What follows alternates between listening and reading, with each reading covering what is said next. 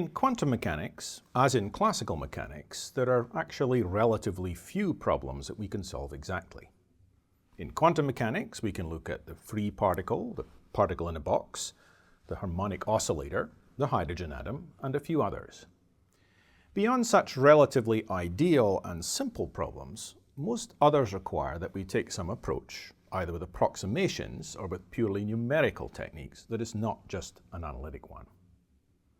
In quantum mechanics, it's useful and important to look at approximation methods for two reasons. First, of course, such methods mean we may be able to calculate some useful results without too much difficulty. Secondly, though, in quantum mechanics, we can use approximation methods to help us conceptually understand many situations quantum mechanically. Often, approximation methods allow us to think of effects and processes in a meaningful way.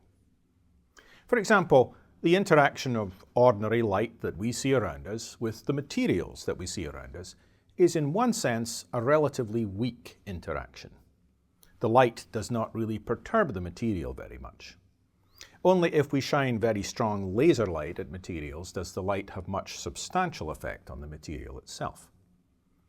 As a result of this relative weakness of the interaction between materials and everyday light, it will turn out that we can use one particular kind of so-called perturbation theory, a kind of approximate model based on the idea that we're only making very small changes.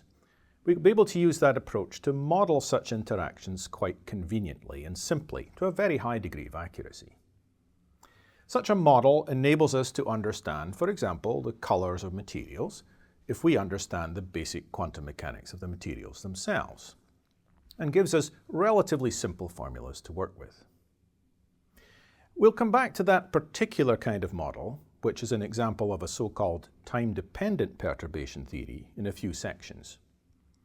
We're going to start here first by looking at problems where the system is not really changing in time, but we are doing something specific to it. A good example is how an applied electric field, a voltage of some kind, changes the properties of some material or structure. We can imagine increasing the applied voltage and watching how our material or structure changes as a result. For example, the effect of an applied electric field on an atom is to change the precise frequencies of its atomic absorption or emission lines, something we know as the so-called Stark effect. Such effects are often handled quite well by approximation theories, again, because the perturbations we can make on an atom are relatively small with the kinds of fields that we can actually apply.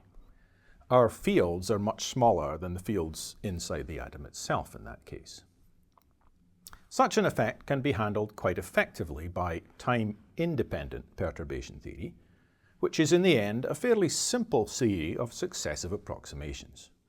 And we will look at that approach as a simple version for such a problem. So, for a problem such as applying an electric field, there are several other approximate techniques and approaches we could take, some of which, such as the use of finite matrices, for example, conveniently enable us to model quite strong perturbations of the systems. Other techniques, such as the variational method and the tight binding method, can give us significant physical insight into the behavior of some quantum mechanical systems, as well as giving us useful approximate answers.